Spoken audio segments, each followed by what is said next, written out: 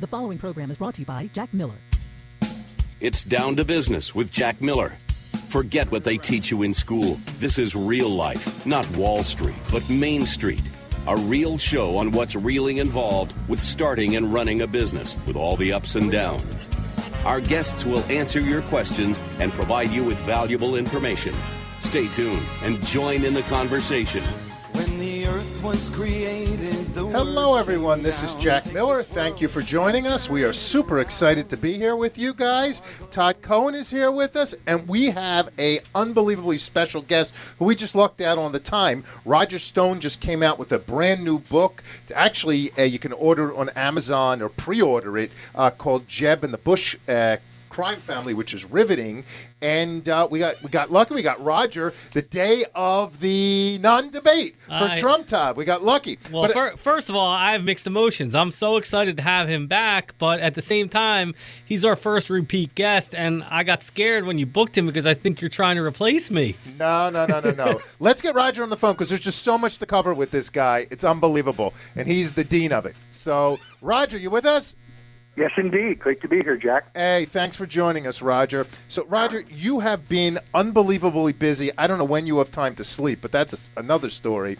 And we're going to talk about your new book, Jeb and the Bush Crime Family. I want to talk about your super PAC, but I got to jump right in at Trump. What else is new? I'm not the only one. What do you think of him pulling out? Him pulling out, yeah. Well, you can't judge a play if you walk out in the intermission, and this drama is not over yet, and it has a number of potential outcomes.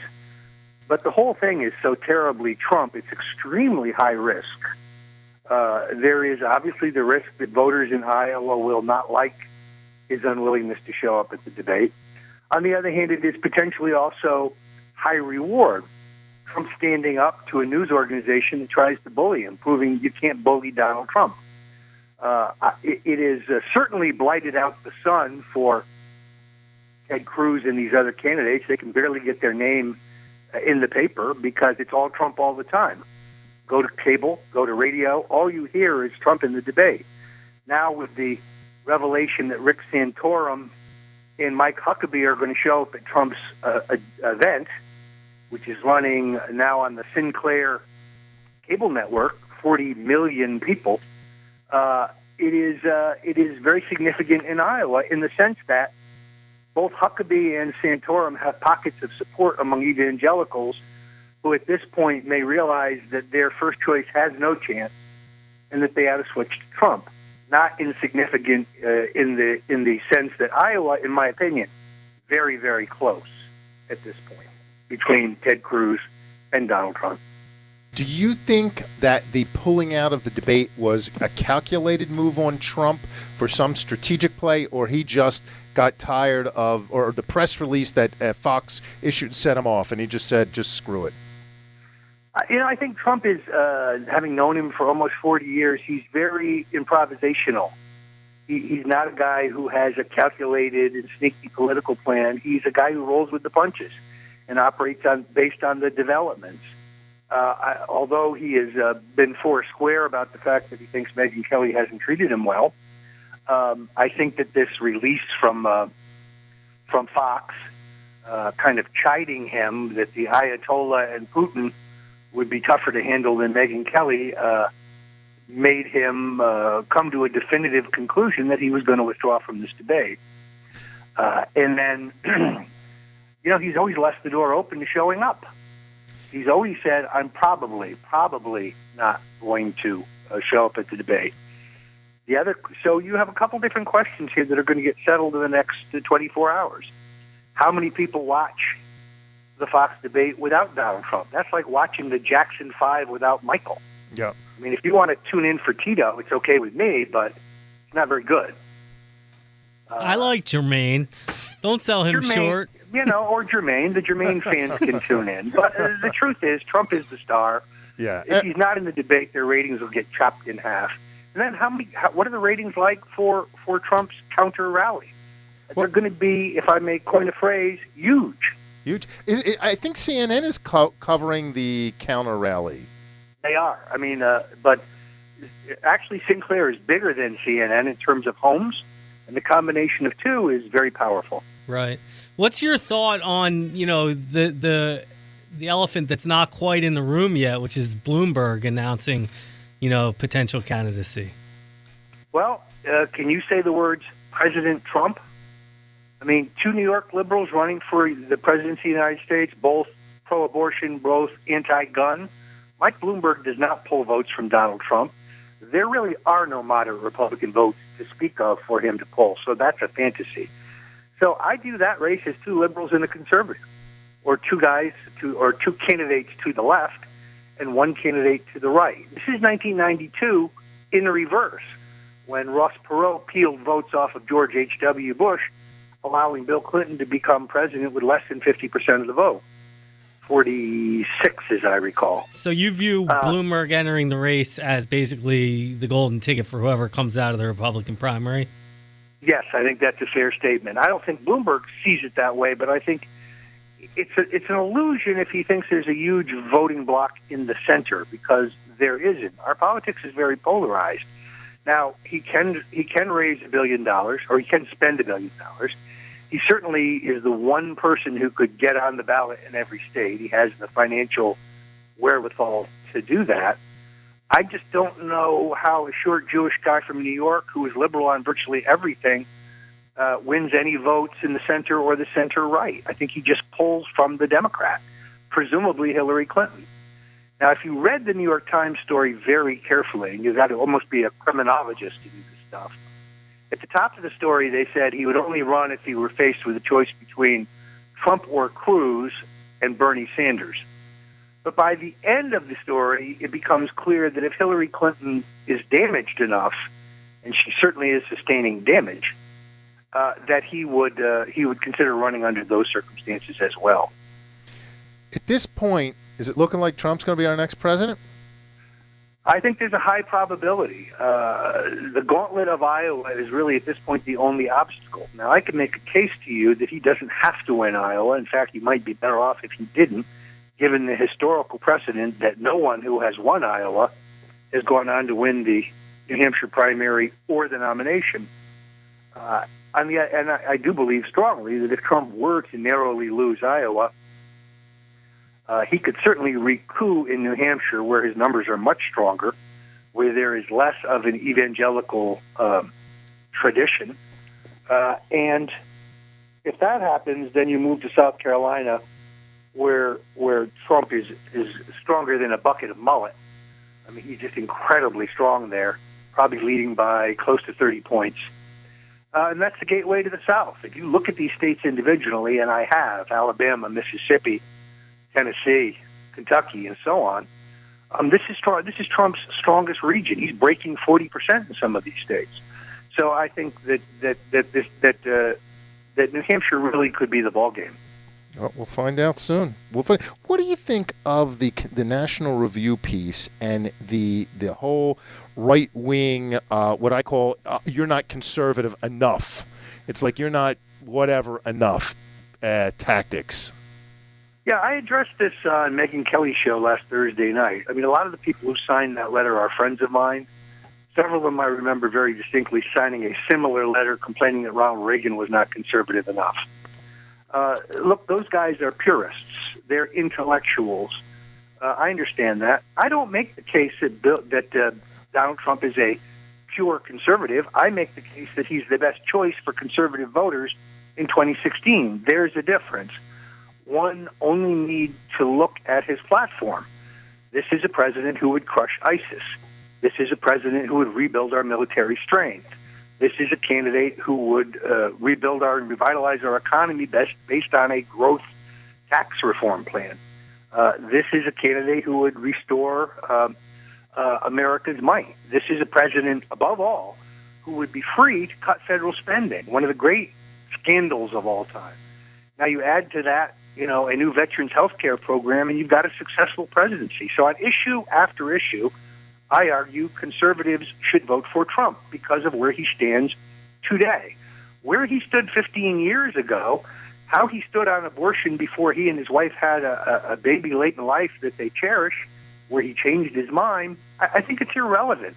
if we're looking for political consistency, just to remind you, George H.W. Bush called the Reagan tax cuts voodoo economics, and he was ardently pro-abortion right up until the time that he wasn't. Right. Yeah, well, look, I hear you. I hear you. I think one of the things, to me at least, that's appealing to Trump is he says, look, I changed my mind. My position's evolved. I'll be a negotiator. I'm not stuck in on one feeling. And I think mainstream America wants that. We're tired of the polarization. Well, the other point I would make is that he's your best bet to beat Hillary Clinton if you're a Republican, because he has some strong crossover appeal. I happen to know that a phone bank in Des Moines, Iowa last night in a random project called 1,000 Democrats to ask them if they would cross over to the Republican primary and vote for Trump, which, by the way, you can do legally. You just have to fill out and sign a form when you show up switching parties at the caucus.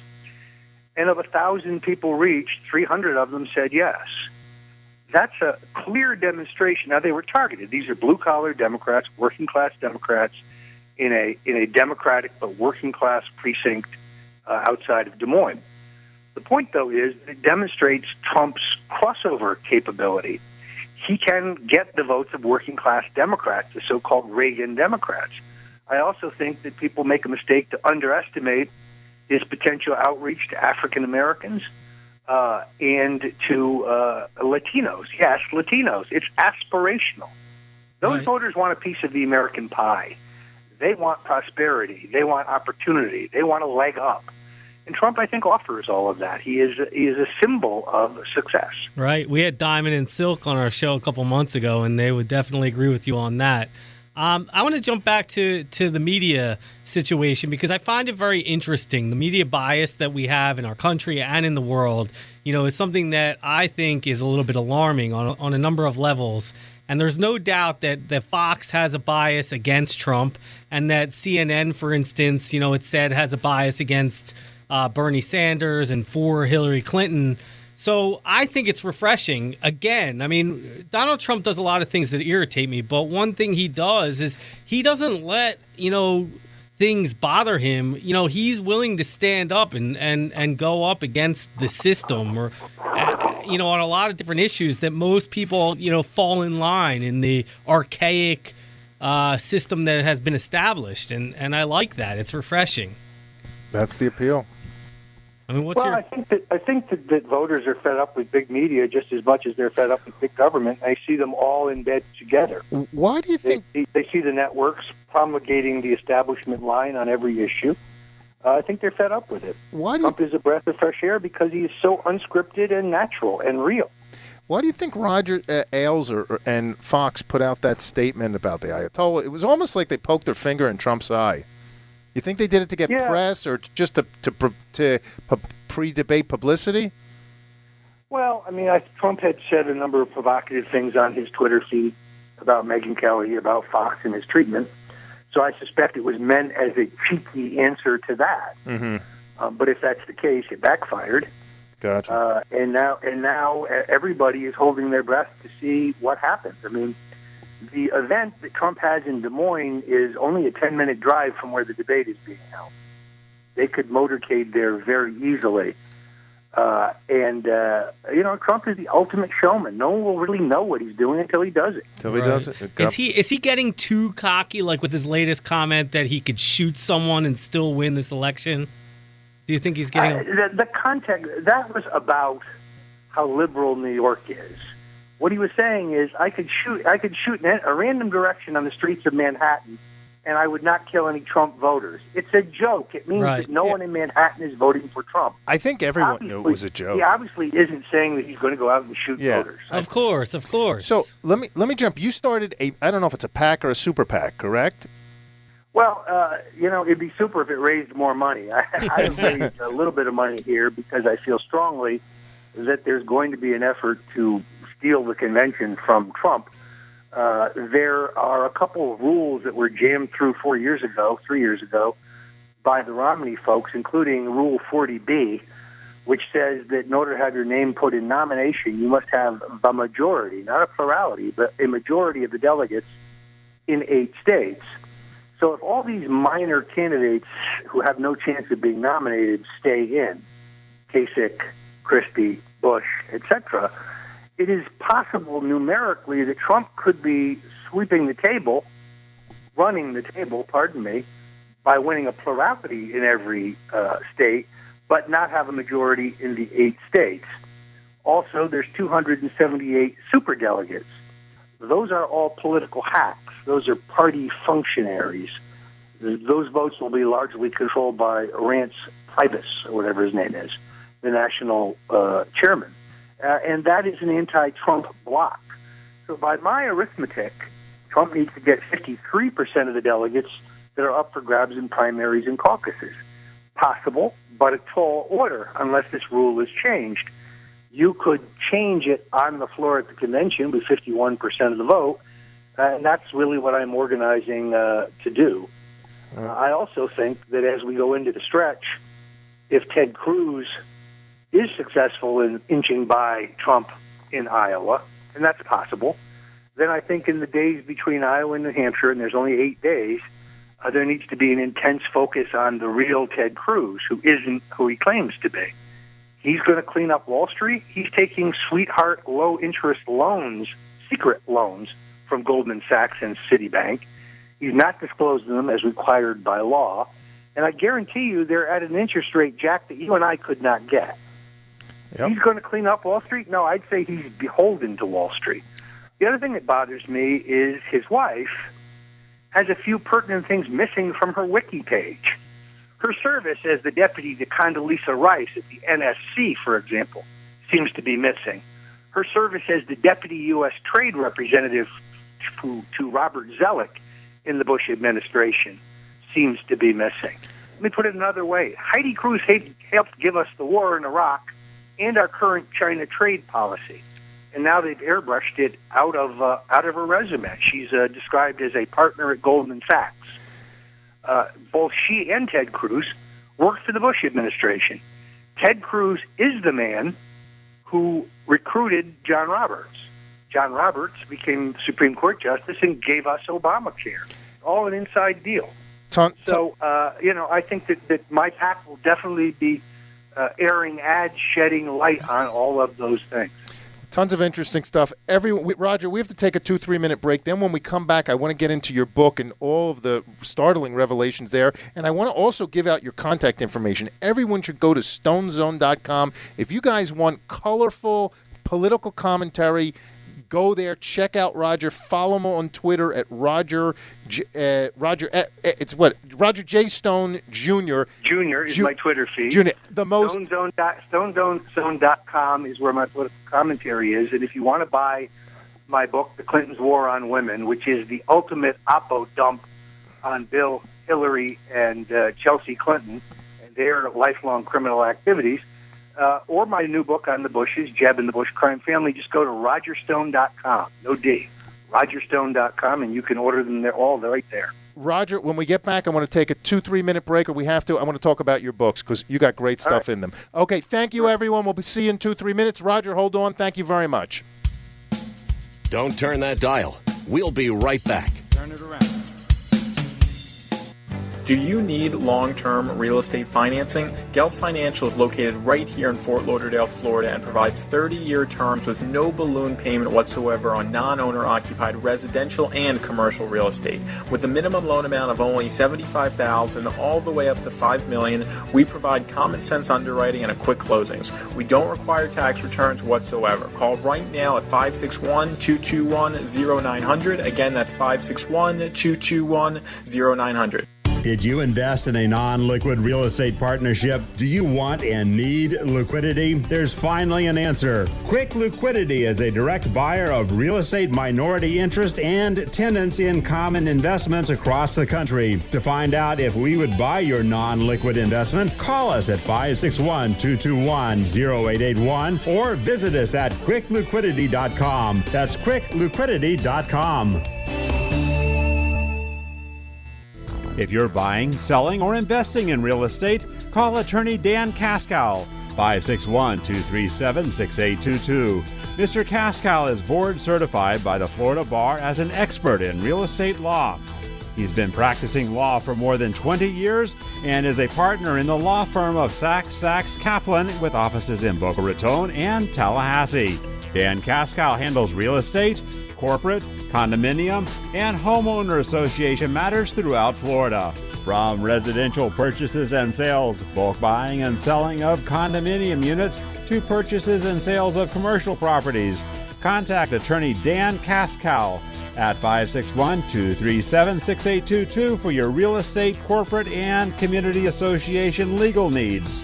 Attorney Dan Kaskow, 561-237-6822. Non-attorney spokesperson for attorney Dan Kaskow. You landed on 880 The Biz, South Florida's only business talk station. 880 The Biz, where money talks. Welcome back to It's Down to Business with Jack Miller. Call us at 305-541-2350. Follow us on Facebook at Jack Miller Down to Business or on Twitter at HJackMiller1. Hello, everyone. This is Jack Miller. Thank you for joining myself and Todd Cohen with the one, the only, the super genius political commentator and operative Roger Stone. Roger, thank you for sticking out the break. I want to focus on your book. First, you just wrote the book on Hillary Clinton, which was fantastic. I know it was a bestseller off the roof. Everyone I know loves it. You just wrote a book called Jeb and the Bush Crime Family, which everyone could pre-order on Amazon. And the revelations are startling. But before I get into that, I have to say that I've had a ton of people come up to me, and they all say the same thing. They say when they start out buying your books, they all go into them a little, I don't want to use the word suspect, but maybe cautious and doubting what it says, but they all are true believers at the end of them.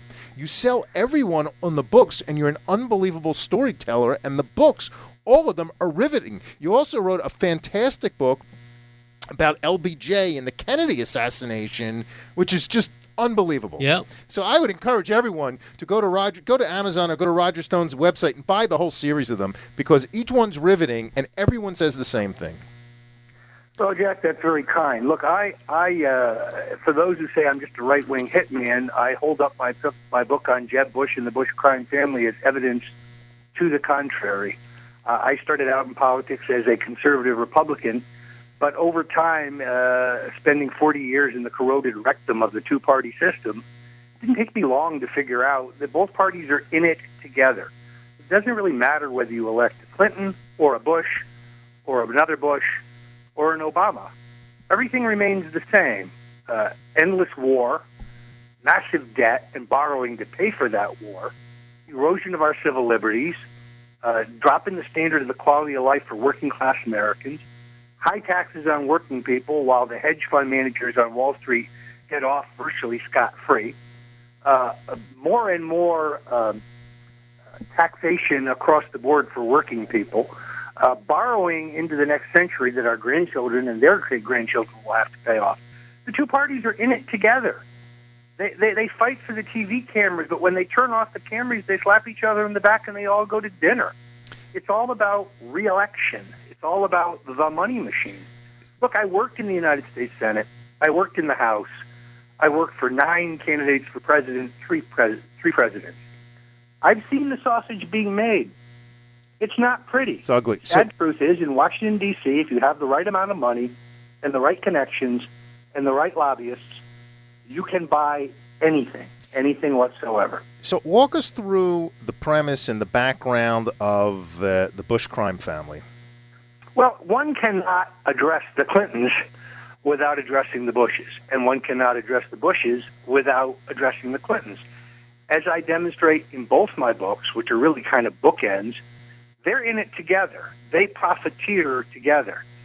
The Clintons and the Bushes together have had 4 charitable nonprofit enterprises. Every one of them is a financial fraud.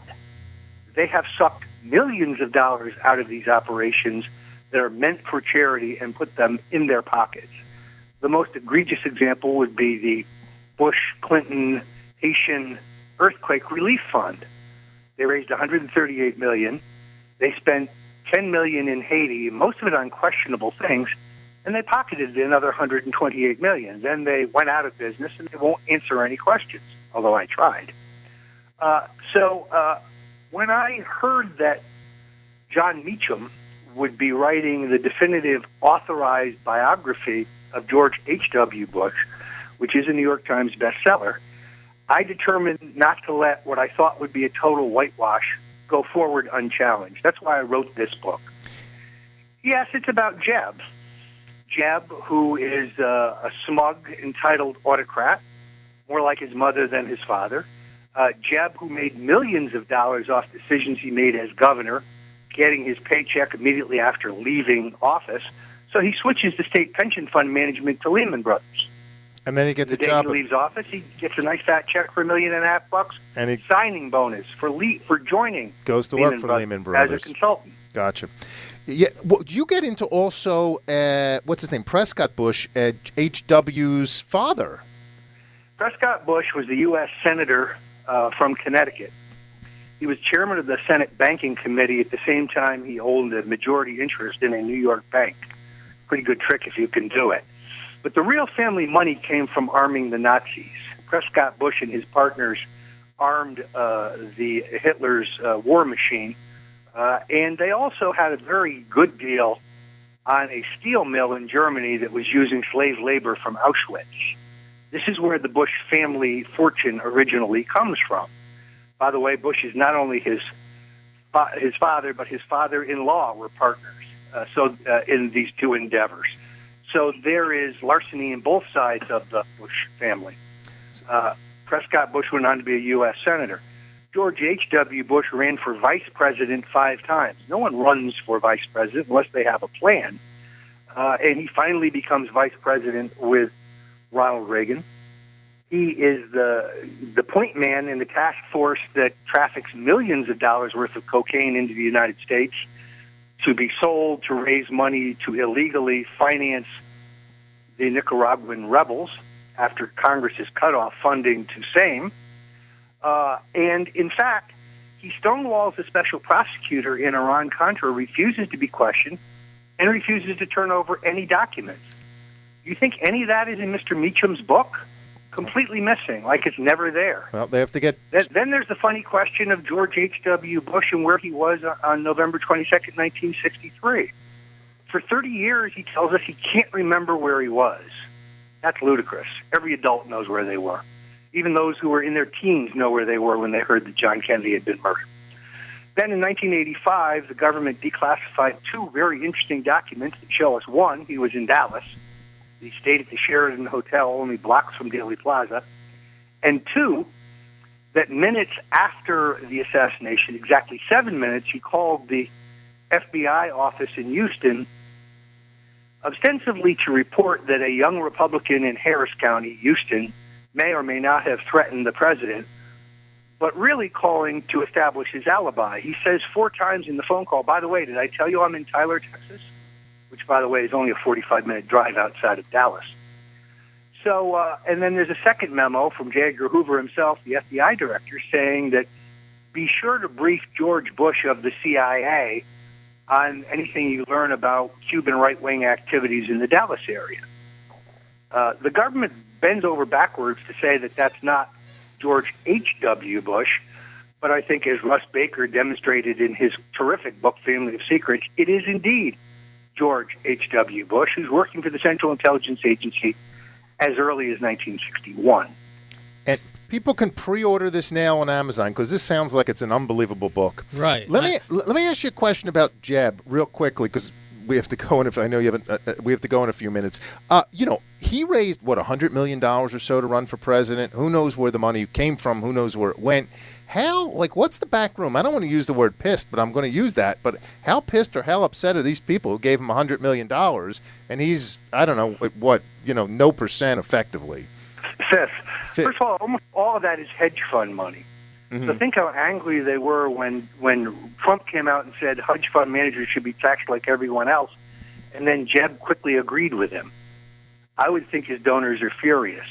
Look, this was supposed to be a coronation. He was the anointed one who was just going to roll into office the way W did.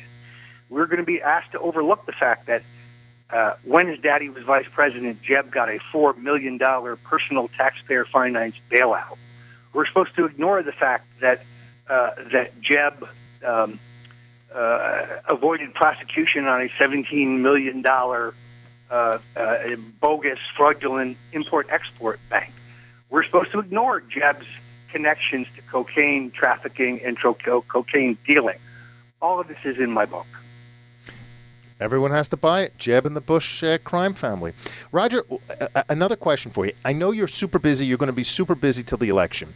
After the election is over, what do you think about holding like a weekend seminar and teaching guys how to dress for success? Charge a couple grand. I like that idea. Rent out like a hotel in Miami for the weekend or something. You know what I mean? They get to talk to you. Yeah, like I'm working on 2 books that I think will interest you. One is called Stone's Rules, or just the rules of life, including politics and everything else. I'm also working on an adjunct called Stone's Rules of Style to try to instruct younger men how to dress like gentlemen. So perhaps in connection with the release of Stone's Rules on Style, we could do a little weekend seminar. Okay, I want to be involved with that, Roger. It's right up my alley, just like a schlepper. So everyone, to sum it up, should go to StoneZone.com, Roger J. Stone Jr. at Twitter.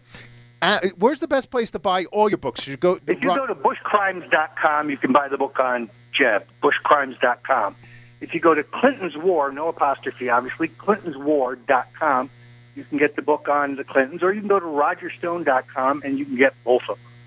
And my book on LBJ. I think they should go to... Yeah, they're all great. Go to them all. Go to them all. So what do you think's... At the end, what's your prediction? We have like a minute left. What's your prediction tomorrow on the ratings for tonight? Where's everyone going? CNN? Trump is going to be in the stratosphere. The stratosphere. Do you think he shows up tonight for the debate? I think there's a 50-50 chance, but no one will know until the last minute because he is the master showman. Right. Really? You think Gentlemen, I have to jump to my next show. Many thanks. Roger, thanks you very much. Traffic, commercial. We'll be back in a couple minutes. Thanks, everyone. We'll see you soon.